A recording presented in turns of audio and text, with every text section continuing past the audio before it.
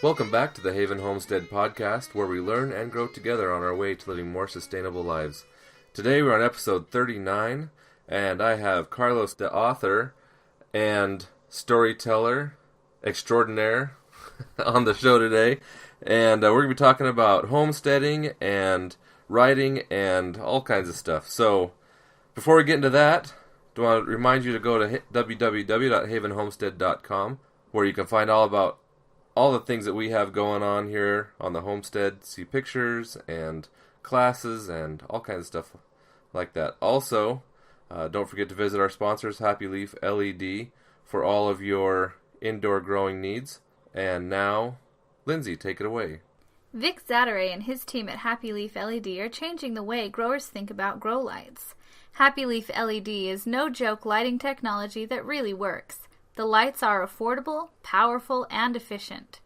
With their Anywhere, Anytime garden kits, they'll change the way you think about hydroponics, too. For more information on Happy Leaf LED, go to happyleafled.com. You'll be happy you did. Thanks, Lindsay, for that. Also, please remember to visit us at www.patreon.com/havenhomestead. That's Patreon, patreon.com/havenhomestead, and support the show for as little as $1 a month. Now we'll get to the topic at hand with Carlos. Carlos, welcome to the show. Hey, Chris, thanks for having me. You are a homesteader. Yeah, I'm a homesteader. I've always sort of wondered whether I'm a homesteading farmer or a farming homesteader, because I've noticed there's an awful lot of overlap between the two. Yeah.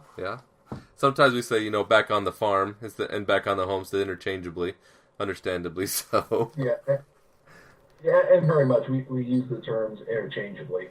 I try my best, that's for certain. So how did you get started on this path of homesteading, trying to live more sustainable sort of life?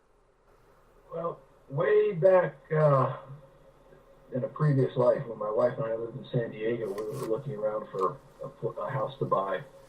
And we would see these places with a little bit of land, maybe a quarter or a half an acre, which around there was a pretty substantial size lot. And you would see people had a few fruit trees or some grape trellises, or there might be a chicken coop in the back. And it just sort of grew on us slowly as we kept looking at house after house after house that had these sorts of amenities. And we kept thinking, well, that would be nice to have eggs, And of course, you find out years later that if you do the math, you probably spend just as much or more on your chickens and their accoutrement as you would just buying them from somebody who raised a comparably fed egg. But honestly, at this point, I'm spoiled. I don't like store-bought eggs anymore, and I don't remember the last time I bought one, to be honest with you. Yeah. We bought some. We were going to boil a bunch to make pickled eggs, and so we bought some, and it's true. There is a difference. You get spoiled after a while. Well, my secret, and I don't know if it's a secret or not, but I follow the Amish lead. I feed mine meat. Oh. So whenever we're butchering an animal or something, I throw. I don't like throwing them entrails, but heart, lung, liver, the chicken body parts up in their back. I guess their testicles. All that stuff. I'll throw it back because they don't really notice that it's chicken. I don't think. And they love rabbit liver. So they go nuts over it. We've done a maggot feeder. Have you ever tried a maggot feeder before? No, but I want to put that on my list. Are you talking about the black soldier flies? They're just regular flies. You take a bucket and you line it with like chicken wire, and then you cut the bottom of the bucket out so that that the chicken wire is the only thing, and then you throw in your rabbit guts and your whenever you butcher, and then you put hay over the top and you suspend it with a tripod in the chicken pen, and the flies will go up and they'll lay their eggs in there, and the maggots will fall down into the pen. and then the chickens get high protein maggots. That'll work. Yeah, for and they will peck some of the meat and stuff down, but most of it gets totally eaten by the maggots, and then of course they like to crawl around and they drop out usually before they're adults, and in the morning the chickens run out there and there's a whole bunch of maggots on the ground, and they can just go ahead and gobble them up, and it's a win-win situation because you get rid of your butchering excess and all that. And that's what I'm finding out is one of the big issues of producing your own protein via animals is what do you do with the entrails? I take the tractor and lift up a big scoop of compost and toss it underneath and try to get as much on there, but you still have predators that'll go through and dig it out. Short of having a backhoe and dropping it under 2 feet of dirt, which is the technical way to do offal in my state, it's a tough question of what to do with all that. Mm-hmm. Yeah, I've also found I can put them in a compost bin. I have one of those black compost bins with the lid, and they get staked to the ground. Okay. And then I throw them in there and throw a little bit of hay on top, and then the beetles and everything can get in there, and they really break it down really fast. And as long as you have a good population in there of them, and then we were doing something similar for a long time with a 4 foot by 4 foot rabbit tractor that we had converted over to make into a composter, because it had the wire on the side and a solid top. I throw the chicken feathers in there. I've had good results from it. So you were saying that you were living in San Diego. You kind of realized that you wanted some of these things for yourself. So what did you do? Well, actually, something did for me. I was working at the Space and Naval Warfare Center, and that job went away, and I wanted to stay with the company, so they offered me a job working in El Paso, doing law enforcement intelligence. So the family followed me out there to do that, and from there I started getting more involved in government type stuff and leaving home. So during that time, that's been going on for about 6 years now. We tried different areas. We tried San Antonio, Florida.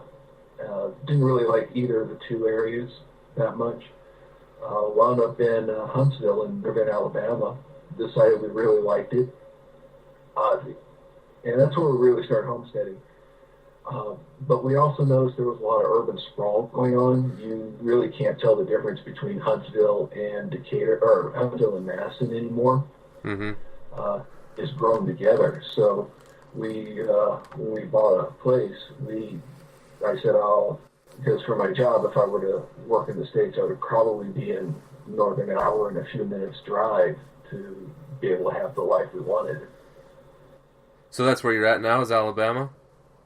No, we wound up in a place called Lawrenceburg, Tennessee. Oh, okay. It's about an hour, and I call it an hour just to make myself feel better. It's north of Huntsville. It's in Wayne County. So what do you have going on there? This is your real homestead. So the other one you had was kind of your educational growing, getting more land sort of areas. We learned quite a bit living in Alabama. We were in a rented house, but it was on a large lot backed up to some woods. And I come home one day, and I've got chickens in the bathtub, which I'm trying to turn into an exclamation of surprise. Just, oh, goodness, chickens in the bathtub, look at that. Because it is surprising. You walk in, and your bathtub has chickens. It's a little bit hard to say that, so it might not catch on. Yeah, but who knows? Regular old, what are they, Golden Comets from Tractor Supply. And believe it or not, we still have some of those chickens now, pushing 4 5 years later, 4 years, something like that. Yeah. I mean, they've dwindled down over over time because that's what happens with chickens. But we still got quite a few of them. Yeah. And then from there, we decided, hey, let's try rabbits. They don't make a whole lot of noise or create a lot of fuss, and they're pretty compact as far as living. So we went out and got ourselves a breeding trio and figured out how to breed rabbits. Not much to figure out. They kind of do it themselves, don't they? They do. Sometimes they need a little help. You might have to reposition one, and make it work. But yeah, actually, I've got a good buck. He's probably gonna. Actually, we got 3 more does we want to breed him to, and then he's probably gonna wind up in the pot in the next week or 2. Yeah. Just because he's getting old, his hair's starting to fall out. He's kind of reached the end of the line.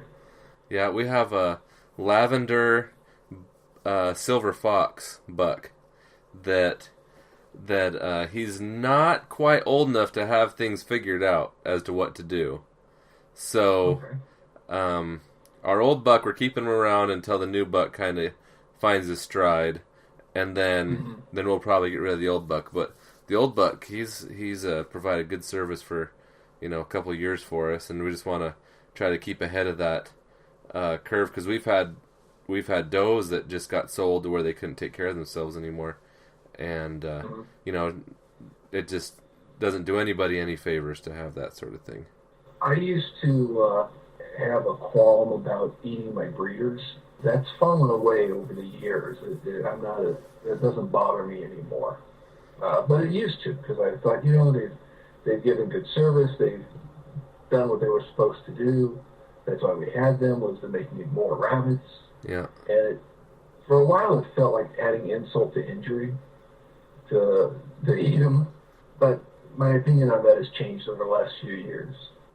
As it does, when you start to learn more about the practicality of things. Some people still, they're like, oh, why would you eat rabbits? They're so cute. I was reading an article about that Americans still have the Easter Bunny syndrome. Oh, absolutely. And honestly, I think Walt Disney has done more to ruin people for eating their own meat. Like Bambi? He completely anthropomorphized Bambi and Thumper and Flower. You can't get anybody to kill a skunk anymore. Well, you must not have visited my neck of the country. Yeah, I was driving out. I swear I went over the remains of at least half a dozen. It's like every apple. Like, yeah, skunk. Either that or you're driving through Oregon and just right after they legalized marijuana. Yeah. Well, yeah. I'm waiting for Tennessee to say it's okay, and I'm going to put it in the cash crop. Yeah, right. I'm not a fan of it myself, but the reality of having a homestead that I've always talked to my wife about this is, it's great to be self-sustaining, but there are things that you need hard cash for. Yeah, absolutely. I can't make diesel, and we go through a fair amount, Yeah. Yeah, we don't have any diesel vehicles. Even my tractor's gas right now, which I realize is kind of a bad thing because gas doesn't keep like diesel does. So I wanted to transition more into the diesel section, but I just that's where we are at right now anyway. Yeah. Well, we've got the tractor is diesel. We've got a generator that can run the entire house and the barn, and that's diesel. My wife got tired of push mowing the 2 acres around the house with a push mower, so I said, go ahead and get yourself a riding mower, and she went and got a diesel riding mower. Or actually, it was one of the zero-turn things. Huh. Oh, big old monstrosity. But the good thing about it is I've seen her take it out in the field behind me when I was bush hogging and clean up around the fence. Oh, nice. So that means I don't have to go skinning down right near the fence with a bush hog. Right. I can leave a couple feet and just go faster and get it done, and then she can come back behind me and clean it out while I'm doing the center. So. And you just got sheep, didn't you? Yeah, we got sheep in May. We got them in May. We have 9 Katahdins. And we should be picking up our ram here shortly. That's one of the projects I have to do when I get home in a couple days, is go and finish sectioning off another part of the field and putting in a shelter for them. So what animals do you have? You have sheep, chickens. Sheep, chickens. We have American game hogs. We have a breeding trio. That's right. But one of them she's not very interested in breeding, so we've decided we're going to make her Thanksgiving. The other one, the sow, has given us a litter of 8, and she rolled over onto one of them, and 2 of them just sort of died on their own when they were little. We're thinking, for first litter, 5, we'll see. She probably could have done better. Well, she probably will do better next time, too. I'm hoping. Yeah. So yeah, we had to, we went through about 3 weeks ago and castrated the boars. Oh, boy. That's quite the task. It was, and we waited entirely too long because when I'm not home, my wife doesn't really want to do some chores on her own, one of them being castrating boars. What? She doesn't want to do that? Yeah, so she was, these guys were 2 months old. It took me and a friend to hold on to them while she did the knife work. Oh, yeah. Yeah. I helped my grandpa when we were raising them for 4-H, and man, those things can kick. Oh, goodness, yeah. Especially when boy parts are on the line. Oh, yeah, and I was holding him with his head up by my ear, and I think I lost a little bit of hearing in that one ear. There's a lot of expressions that come from a farm that once you experience them, you understand exactly what they mean. Yep. Squealing like a pig. Yep. Yep. And what other animals do you have? We have an assortment of chickens. We've still got some of those old Golden Commons, the sort of generic Tractor Supply ones. I picked up, about 40 or 50 Golden Lace Wyandottes because I thought I liked them. I had a rooster named John Wayne that was just the best rooster I had ever had up to that point, because we had this big bully chicken that was kicking the crap out of all the other chickens. And we bring him home. I let him out of the box I brought him in with, and he just sort of looks at her. They circle each other a couple times, and they go after each other. There's nothing but dust and feathers to be seen for about 10 seconds. And next thing you know, she goes hauling tail out to go hide, and sort of struts around. And we never had another problem out of her. And it just reminded me of the movie, I think it was McClintock, with John Wayne, where he took Maureen O'Hare and laid her across his knee and spanked her. So his name was John Wayne. I was told he was a Golden Lace Wyandotte. So I bought some hens. Well, turns out these Wyandottes are just ornery chickens. They go around picking on everybody. They're pains in the butt, and oddly enough, they've got enough power to weight ratio that they can clear a 6-foot fence. Oh wow! My other chickens are a little too heavy to do that. Yeah. So I picked up a chicken plucker because I'm not a fan of plucking chickens. So they're on the list. Oh yeah, I really like Australorps. I think the black Australorps are some of the easiest to get along with. They're good layers. They're fine for meat. In fact, they're record egg layers, and they're a broad chicken. They're just like the Orpingtons. You know, the buff Orpingtons look like fluffy footballs. Yep, and that's exactly what we picked up. I told my wife to go ahead and choose what she wanted, since I apparently can't choose good chickens. I said, you take a try. And she says, I'm going to go with these buff Orpingtons. And they're, 6 or 8 weeks old at this point. Yeah. And, just big enough they're almost big enough to put out on their own. We keep them in one of those big water tubs with a heat lamp on them. They're big enough to start jumping out of it now. So oh, yeah. They're going to be, but they are just sweethearts of chickens. They follow you around. Yep. So if you put a chicken tractor near the other chicken pen, then they can get used to each other before you actually open the pen, or before you actually let them get in with the other chickens. Because if you just, one day they're totally new and they surprise, here's 50 more friends and they toss them in, those other chickens are going to tear them apart. Well, we're lucky right now. Well, not lucky. Those wyandottes are they kind of run around 2 acres around the house, and so they've got exposure to these Orpingtons. Oh, okay. They all know each other lives there. Oh, okay. And so they're so chickens, and we have musky ducks. Oh, okay.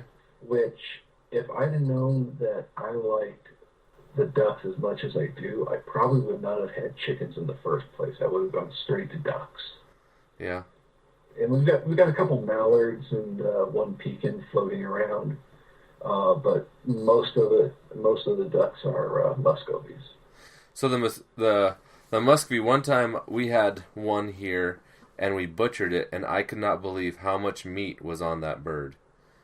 Yes. I mean, the breast, the breast meat were like my forearms sitting next to each other. I mean, it was just a ton of meat. And if you didn't notice, they've got huge livers. Huh. I've only butchered one that I can remember. I think the other ones got run over or eaten by animals, so. Yeah, we have that happen occasionally. I still have to do some fence repairs. They keep finding holes. And they can fly like nobody's business. They fly better than any other ducks that I know. Well, these ones are pretty heavy. They don't fly pretty well. They actually, that and I pinioned them. Oh, yeah. Well, see, we never cut any of their wings, but they would fly on top of the house. Really? Yeah, they would. And I was talking to a friend down in town, and she was saying that her muscovies would fly up and kind of circle around the house and then land back. Like around the property, and then land back in, where the feed was at. So, I've seen it. They can be pretty good flyers, but maybe if they have enough food to keep their butts on the ground, then maybe they won't fly. I don't know. Well, I find that's the case for most animals, that if they've got food at home, they really have no desire to go anywhere else. Mm-hmm. They're kind of lazy like that. We did a couple peacocks at one time, and those things can fly, and they roost in like the top of our alder trees, 40, 50 feet up. So, wow. Yeah, they can fly. Is that just the hens or the cocks as well? Both of them could fly like crazy. Really? Yeah, and one was actually flying across the road when they got hit by a car, and so then we just butchered the other one because then they didn't have a mate anymore. So, but it was good meat, dark. Now we tried turkeys. That didn't work out too well for us. We made a mistake. We let them hang out with the chickens. Oh yeah. And it turns out that's not such a good idea. We're pretty sure it was blackhead disease, and apparently it doesn't bother the chickens, but it'll kill a turkey. And you lost how many? You lost? Didn't you have a duck kill a turkey too? Yes, that was the one that wound up on the barbecue. That's where we found out that they're delicious.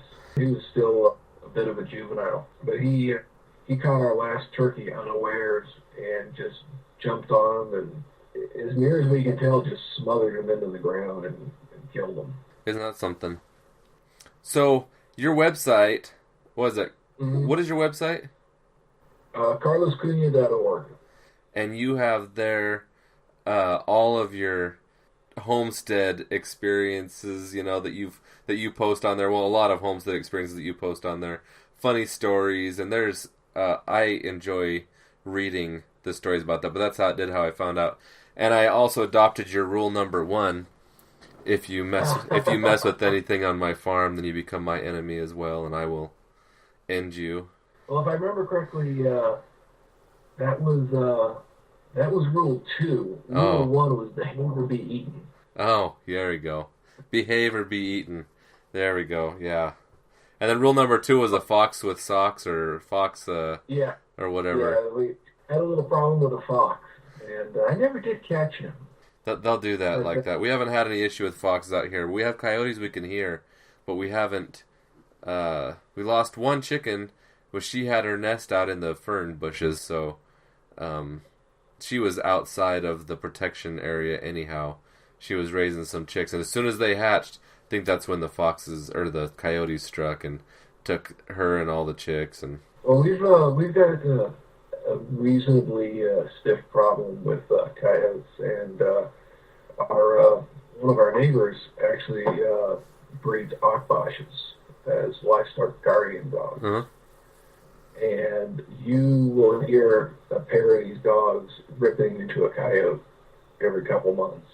Oh, wow. And, you know exactly what it is.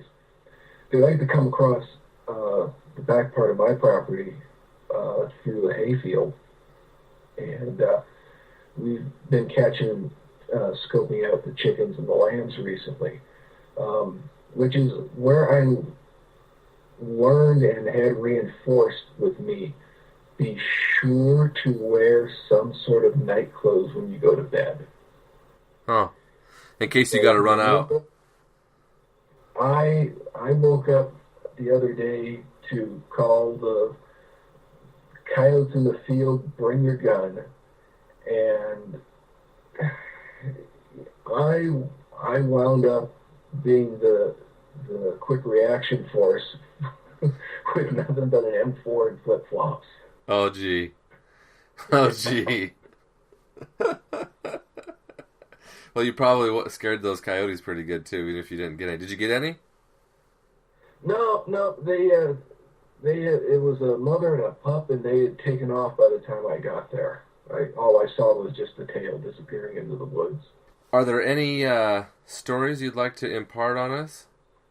Well, I think you had mentioned something about Spanish Pete and the insemination.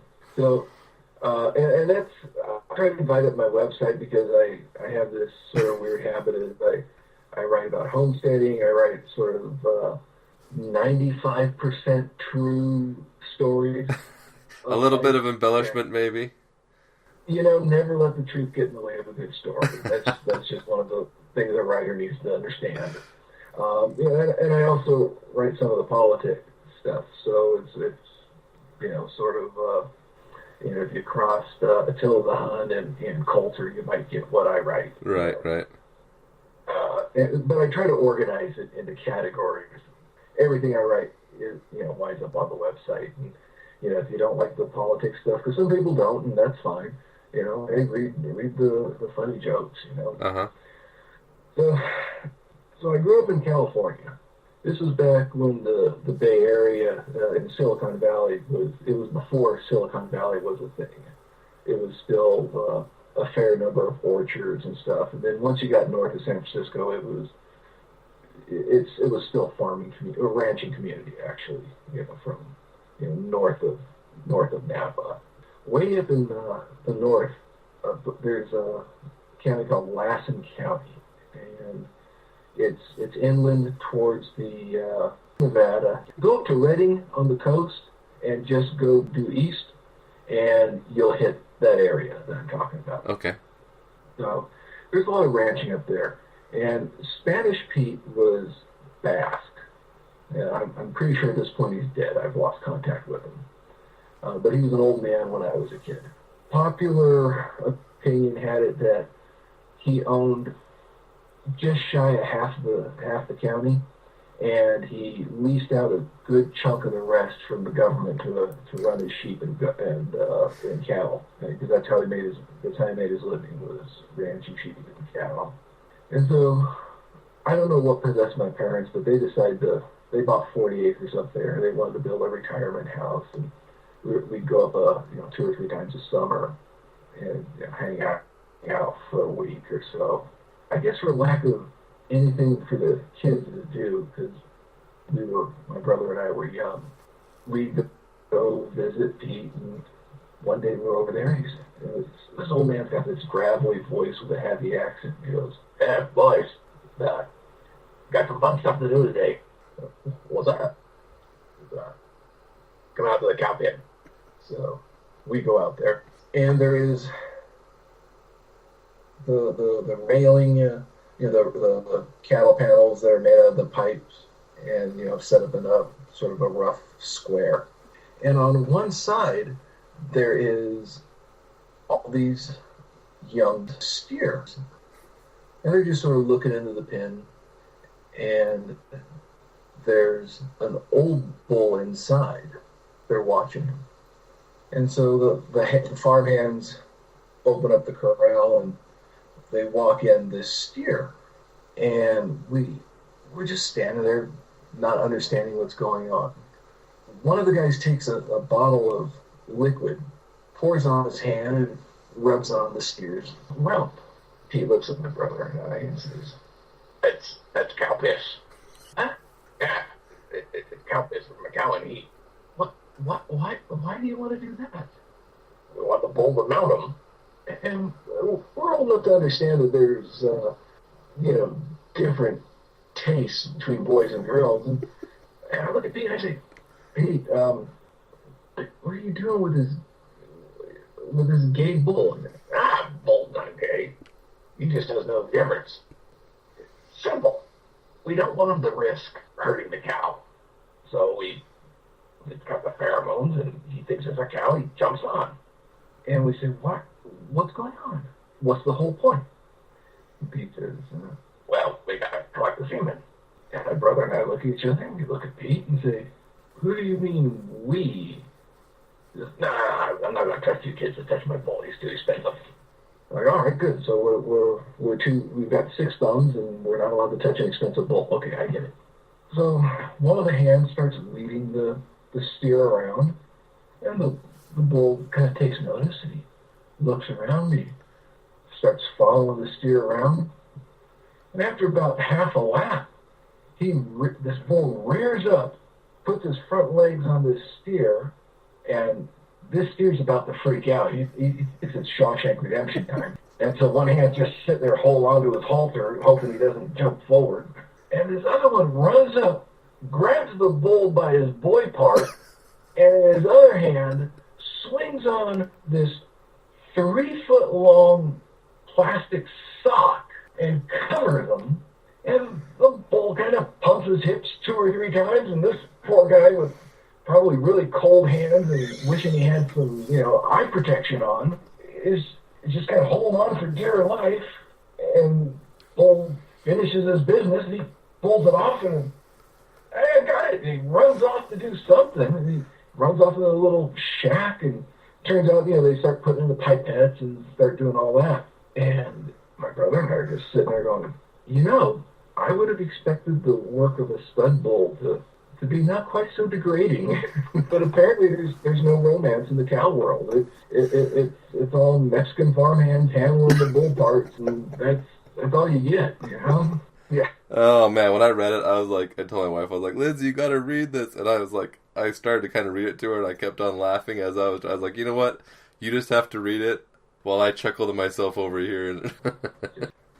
So how can people find out more about you and support the work that you're doing with the homestead, with your writing, are you guys going to be bringing on woofers or education or anything like that? Well, probably the best way to do it would be to come down to the farm, but I realize not everybody's within driving distance of the 5 Cent Farm, which is what we call it. We're looking at, my wife makes soap. We're probably going to be adding on some sort of e-merchandising as far as selling that. She's really interested right now in picking up a couple of sheep that we can actually milk so that she can make the soap out of. Yeah. Yeah, I love your reaction. You're just like, yeah, of course. And because when I was first told about that, I thought it was the weirdest thing in the world, but apparently it's a thing. Yeah, yep. Sheep's milk and goat milk and all that are really popular for natural soaps. Part of the reason we have the sheep, aside from filling our own freezer, is to sell the excess. Because my neighbor has a retail outlet for lamb, and he is forever having to supplement what he grows because he can't raise them fast enough. to meet the demand that he has. So, we decided that it'd probably be a good opportunity to make a little cash on the side. Yeah, I was really lucky to get some lamb from a lady. She had 2 wethers that she wanted slaughtered, and I slaughtered both and got 1 for my work. Oh, hey, that's a good one. Yeah, and so it was 60 pounds hanging weight. And, Okay. yeah, and I took it down to the butcher shop, and they charged $60. So lamb for $1 a pound, Mm-hmm. yeah, that's and quite the deal. 60 pounds hanging weight, that's about the right size. Market weight's usually right around 125 for what we're doing. Oddly enough, you get above 135 and they get too fat. There's too much, there's the ratio of fat on it. It doesn't make it economical. Yeah, the things you learn, right? Yeah, that is interesting. Also, as far as supporting the work, I have a Patreon account, Carlos X Cunha, or actually patreon.com/Carlos X Cunha. The X is in there because apparently there's another Carlos around. And that's probably the best way, because I try to put things out there that you wouldn't necessarily find, like say on the Facebook page. The farm itself, the 5 Cent Farm has a page on Facebook. Okay. And I have one on my own, and so I angle what I put out a little bit differently based on who the audience is. For example, I wouldn't be writing an article about immigration and putting it out on the farm page. That's over on the Carlos side. So 5 Cent Farm on Facebook. Mm-hmm. That's what you search for? The 5 Cent Farm. Now, if you want the stuff that's not put out for general consumption, sort of the more behind-the-scenes sort of things, I think you saw one that had my wife and daughter butchering a miscreant rooster a couple of days ago. Okay, yeah. With Facebook, for lack of a better term, with the politics involved of everyone being offended and it being such a ubiquitous form of communication, you're always going to have people that don't want hunting photos or right photos. So I reserve I don't want to call it the gorier things, but I would say the more realistic to a farm for Patreon and my patrons, because they are people who are very clearly asking, I am interested in what you're doing. I would like to see more of it. And you also see pictures of the kids and stuff, and I try not to spread that around too much because I tend to be a little bit of a private person. Sure. There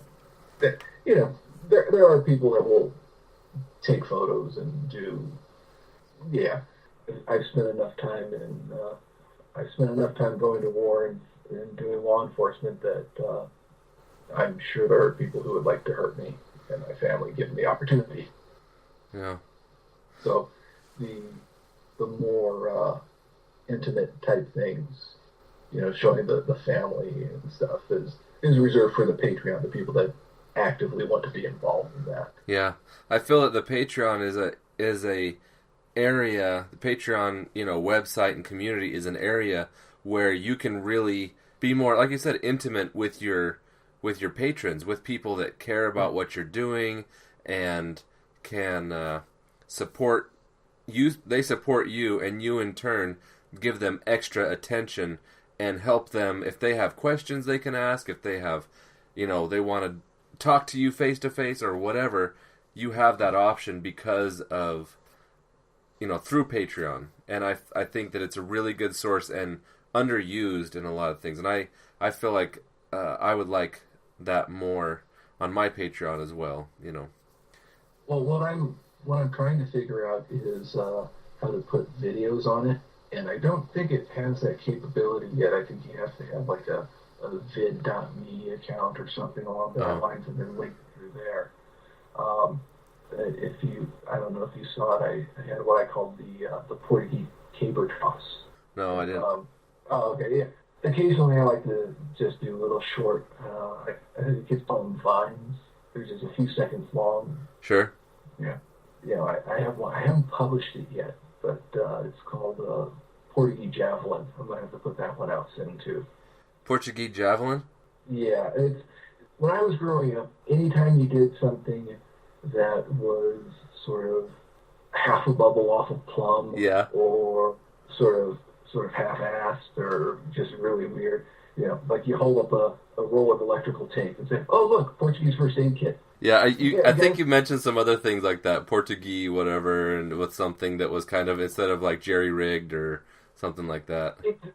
Exactly. If you jerry-rig something, or Jeff Foxworthy made it famous with his, redneck this, redneck that. Yeah. We did that 30 years ago with, calling it Portuguese this, Portuguese, the Portuguese toolbox is a 5-gallon bucket with all your tools thrown into it. Yeah. Nice. I'm kind of trying to work out, for lack of a better term, some sort of short comical type things to video, because I've recently discovered photography. Turns out I'm decent at it. That's another way to support it. I have accounts at several of the stock photography providers. I link them through Pinterest. So if you go to Pinterest and look up the 5-cent farm, very often if you click on the photo, it will take you back to, I think the one there is iStock, which turns out is a Getty company. So I think I'm in pretty good standing. So you got this 5-cent farm on Facebook, Pinterest. Mm-hmm. Mm-hmm. How about Twitter or Instagram or? I don't do Instagram. I do have a Twitter account at just Carlos Cunha, but I really wouldn't recommend that. That is where I sort of let my id take over, and the filter falls away. The clutch does not disengage. Gotcha. So if you don't mind the body or bowdy or whatever. And that's it exactly. It will become more body and more political on Twitter. On Twitter. And Twitter is what? At just Carlos Cunha. Okay. Just Carlos Cunha, yeah. And Cunha is spelled Cunha, right? Yes. Okay. Cunha. Gotcha. Just like you said, talking about a raccoon. Cunha. Well, thanks, Carlos, for being on the show. Hey, thank you for having me. I appreciate it. And with that, this has been another edition of the Haven Homestead Podcast, where we learn and grow together on our way to living more sustainable lives. Thanks for listening.